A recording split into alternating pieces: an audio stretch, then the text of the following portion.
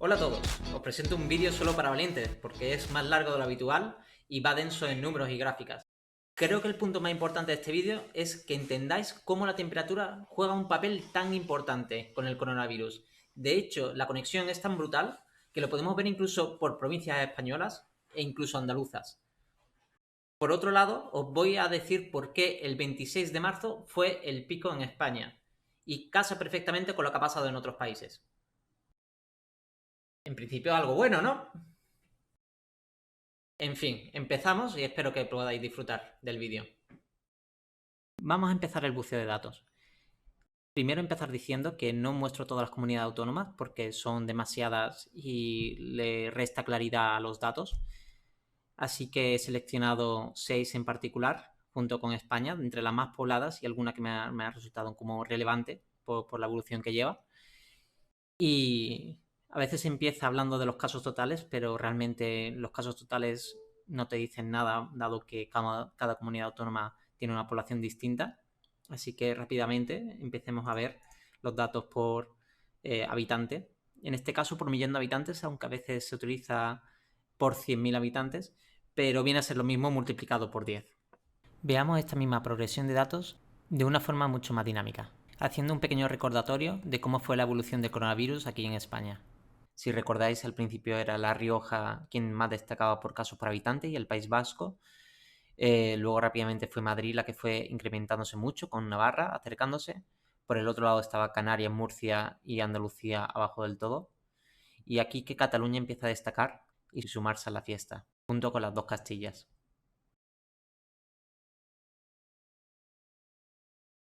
Dado que, como ya hemos oído 20.000 veces, esto sigue una progresión exponencial. Así que vamos a verlo en una gráfica logarítmica. Esta aquí es donde podemos ver la famosa curva y ya se puede ver que con respecto a principios de marzo y finales de febrero, la curva era más empinada porque no estábamos duplicando el número de casos cada 2 o 3 días, dependiendo del momento, y según ha ido pasando el tiempo, se ha ido aplanando. Si está creciendo al 30% en un solo día, la pendiente va a ser más empinada que si estuviese creciendo al 20% o al 15%. De esta forma, cuando la curva se va poco a poco aplanando, significa que el crecimiento diario de forma porcentual va bajando. Pero aún así es difícil en esta gráfica mirar las curvas, quién está creciendo más rápido, quién más lento. Lo más claro que se ve es cómo Cataluña empezó siendo de las más bajitas a ir adelantando la media española y acercándose a las pioneras, por así decirlo. Pues bien, una forma de hacerlo es intentar poner un punto en común de la curva. ¿Cómo se hace eso? Pues bien, en este caso podemos ver la misma curva, pero todos empezando en el día más cercano a que alcanzasen 10 casos por millón de habitantes. Esta es la mejor forma de ver qué recorrido está haciendo cada comunidad autónoma desde que alcanzaron el mismo punto de inicio. Andalucía, en este caso, entre las comunidades seleccionadas, es la que tiene la curva más plana, mientras que el caso de Madrid es muy particular, porque podría parecer que simplemente empezó allí los contagios antes y desde entonces se ha mantenido en la media española, pero no es realmente así. Lo que ha pasado es que en Madrid se están detectando sobre todo casos graves y muy pocos leves, y eso está desvirtuando un poco las cifras. Por eso luego me voy a parar en ver el porcentaje de casos hospitalizados sobre el total de casos detectados. Otra forma de verlo es verlo por días que se necesitan para duplicar los casos acumulados. Y esto resulta muy interesante porque al principio del mes lo que veíamos es que se duplicaban los datos de España cada día y medio o cada 2 días. Eran aquellos días en los que el 5 de marzo había 240 casos, el 6 360, el 7 400, 600, 1000, 1600, 2100, 3000, 4200. Prácticamente se estaba más que duplicando cada 2 días. Según ha ido pasando el tiempo, luego necesitaban 3 días para duplicarse, 4 días y actualmente nos encontramos con cerca de 6 días de media para duplicarse. Así que mientras más alta esté la línea es mejor porque tarda más tiempo en duplicarse. es interesante ver el caso de Cataluña porque parece que ha pasado de ser la que más rápido estuviese creciendo en los últimos 2 semanas a ser la que menos en los últimos días. Pero vamos a ver que quizás los datos son incompletos. ¿Por qué digo que son incompletos? Bien, porque también se publican el datos de hospitalizados por comunidad autónoma y ahí vemos diferencias muy grandes e incluso diferencias por días que pueden estar explicando qué está pasando aquí. ¿Cómo podemos contrastar estos datos? Bien, pues podemos ver el porcentaje de hospitalización sobre el total de contagiados. Según lo desbordado que esté el sistema sanitario, la capacidad para detectar casos leves va a variar enormemente.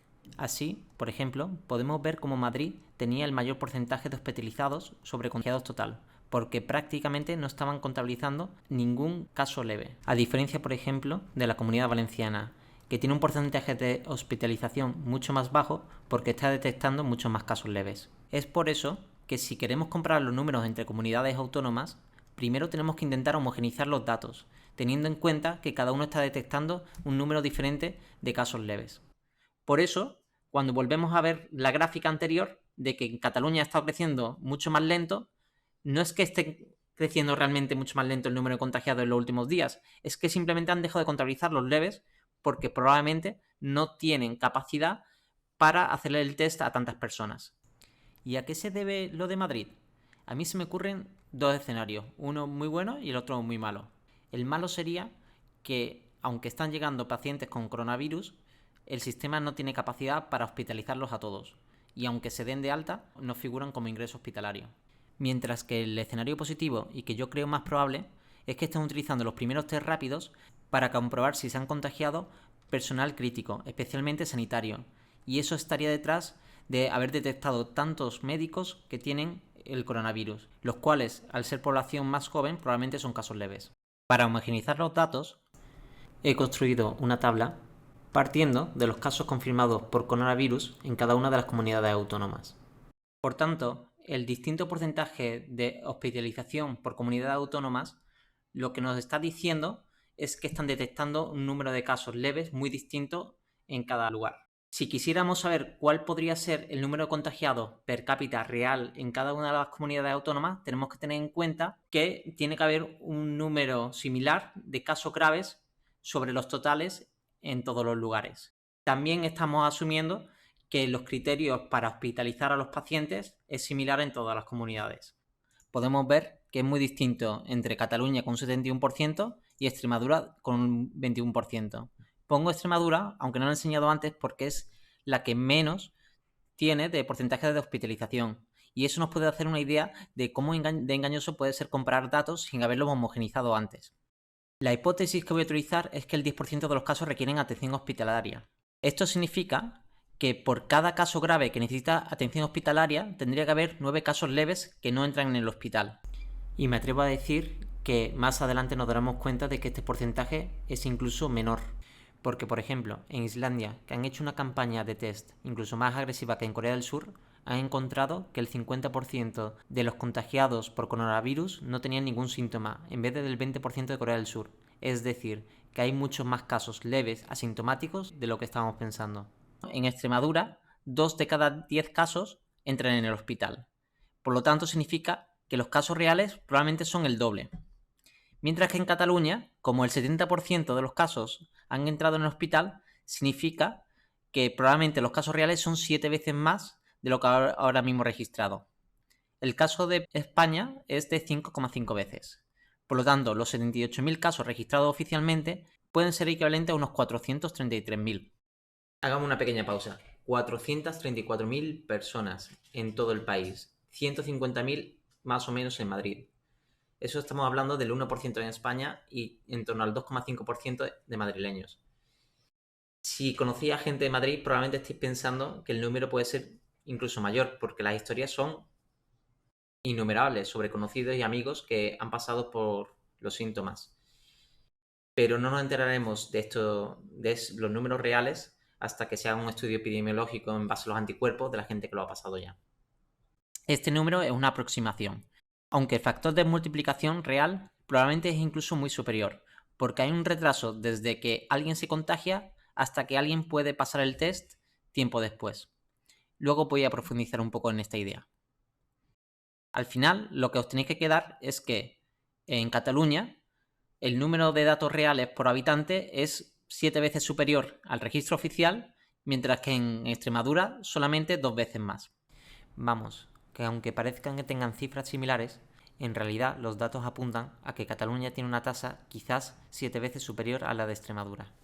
Otro indicio de que el número de contagiados real en cada comunidad autónoma es muy distinto en cada una de ellas puede ser mediante el número de fallecidos por millón de habitantes.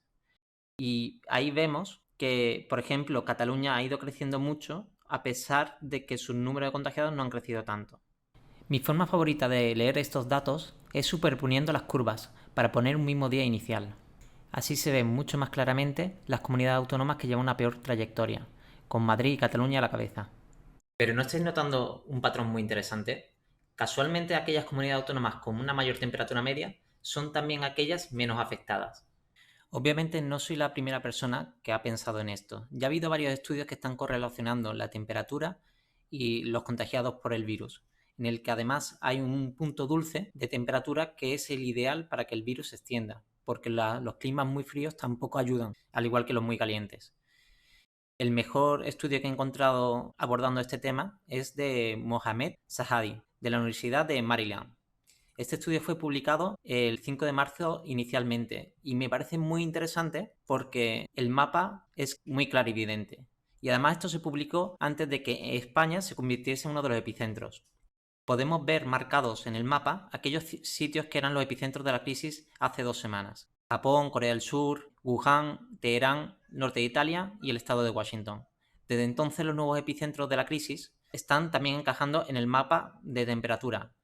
España, centro y norte, Francia, Nueva York, Nueva Jersey y Luisiana, que son los estados de Estados Unidos con mayores casos por habitantes. Volviendo a los datos de mi Excel, he recopilado las temperaturas medias históricas de distintas ciudades españolas para ver cómo encajaban en esta teoría. Las he situado de temperatura más baja a más alta y parecen encajar muy bien con los casos proyectados reales de cada una de ellas. En algunos casos, a pesar de que, como Canarias y Valencia, importaron muchos casos del extranjero, y a pesar de ello han ido tendiendo poco a poco a situarse donde les correspondería un poco por su temperatura media. Claro, estaría echando en falta a nuestras dos grandes ciudades, Barcelona y Madrid. ¿Cómo encajan estas? Por temperatura tienen mucho más contagiados de lo que realmente deberían de tener. Porque en Barcelona y Madrid tienen factores de riesgo mucho más altos, una densidad de población muy alta y el uso de transporte urbano, metro, cercanías, que al final van a influir en la velocidad de contagiados. Os propongo otro experimento muy sencillo. Nos vamos al buscador y ponemos mapa histórico de temperaturas de España. Le damos a imágenes y buscamos aquí un mapa de temperatura media anual. Y resulta que si miramos aquellas comunidades autónomas con mayor temperatura, son casualmente también las menos afectadas de contagiados por habitante. Canarias, Andalucía, Murcia y Valencia y Baleares y Extremadura son las menos afectadas. Quizás las únicas que no se corresponden bien con el mapa son Madrid y Barcelona por aquello de ser metrópolis que tienen factores de riesgo de contagio mucho más elevados. Aún me queda un concepto muy importante que abordar. ¿Cuándo finalmente se va a aplanar la curva? Pero antes os tengo que explicar un concepto. Los contagiados que aparecen en las estadísticas no son los contagiados que tenemos a día de hoy. Bueno, yo he hablado que hay que multiplicarlos en función del porcentaje de hospitalarios, pero no solamente es eso. Es que cuando una persona se contagia, no directamente le hacen un test para que confirme que es positivo. Para entenderlo mejor, veamos esta infografía. Para entender cuántos días se necesita desde que una persona se contagia hasta que finalmente aparecen las estadísticas oficiales. Bien, el primer paso es, obviamente, una persona se contagia de otra que tiene también el coronavirus. Pero tarda entre 4 o 6 días en mostrar síntomas, aunque obviamente el rango es muy superior. Los primeros síntomas no suelen ser muy preocupantes. Un poquito de fiebre, algo de tos, pero cada día que pasa se va haciendo peor. Así pueden pasar 3 a 8 días hasta que requiere atención médica. Si deciden hacerle el test, los test no son rápidos en su mayoría, especialmente hasta ahora, y por tanto puede tardar 1 o 2 días más en que te den el resultado del test. Finalmente, los datos se compilan cada día a las 9 de la noche, que son los que son reportados al día siguiente en torno a las 12 del mediodía. Por tanto, el total puede ser cercano a 13 días, día arriba, día abajo, y esto puede ir cambiando en función de cómo el sistema sanitario puede afrontar la avalancha de test y si van saliendo medidas que aceleren todo el proceso. Volvamos a mi maravilloso Excel. Bien, pues aquí he ido descargando las curvas de varios países para intentar analizar si lo que estoy explicando tiene sentido y si por tanto es extrapolable a España. ¿Qué pasó en Corea del Sur? Pues desde que se empezó a extender el coronavirus, el 20 de febrero fue cuando se lo empezaron a tomar en serio. Tomaron medidas y el pico se alcanzó el 3 de marzo, 12 días después. Si vamos a Italia, la situación es muy parecida. Fue el 7 de marzo cuando Italia puso en cuarentena todo el norte de Italia y por tanto las primeras medidas agresivas se tomaron. 14 días después fue el día que se alcanzó el pico. Y si nos vamos a España, tenemos una situación muy similar. Fue el sábado 14 de marzo cuando se declaró el estado de alarma. Y 12 días después ha sido cuando hemos alcanzado el pico.